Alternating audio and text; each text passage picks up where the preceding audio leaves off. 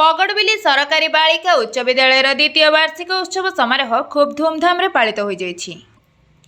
मुख्य अतिथि भाव गुणपुर उपजिलापाल ललित कुमार कुंवर, मुख्य वक्ता भाव सीआईएफ स्कूल श्यामघन भूया, सभापति भाव एडीडब्ल्यूओ तथा पीएआईटीडीए प्रदीप्त कुमार दलाई जोगदी छात्री मानक पाठ पढ़ा सांग को खेलकूद और नाच गीत को गुरुत्व देवाई कहिथिले।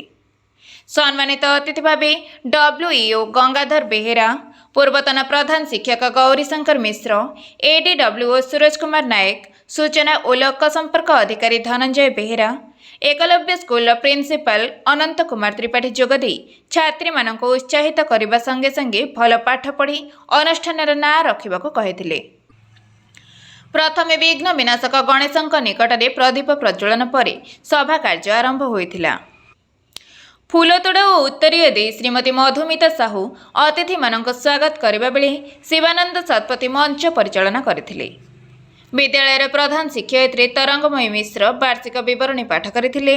स्कूल श्रेणी गृहर अभाव, शिक्षयित्री मानक पई शौचालय नथिबा, प्रधान शिक्षयित्री रहिबार सुविधा नथिबा, नूतन हॉस्टेल गृह वर्तमान सुधा कार्यक्षम होई नथिबा, रात्रि समय लाइट्र व्यवस्था ठीक नथिबा एपरि अनेक असुविधा थिबा अधिकारी मानक अवगत कराइथिले।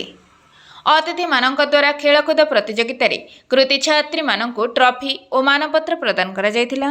पर आवासिक विद्यालय छात्री मानक द्वारा सांस्कृतिक कार्यक्रम अनुष्ठित होइथिला।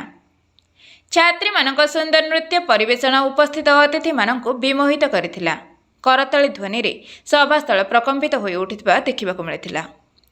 शेषे प्रधान शिक्षयित्री तरंगमयी मिश्र धन्यवाद अर्पण करथिले।